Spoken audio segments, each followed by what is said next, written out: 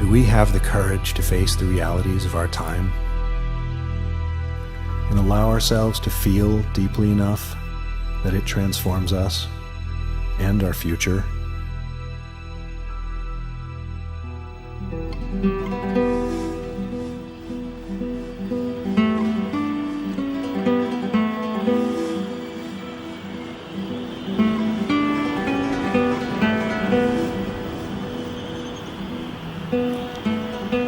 Come with me on a journey through the eye of beauty.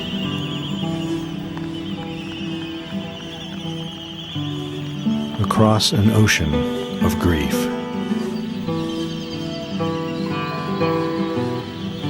And beyond.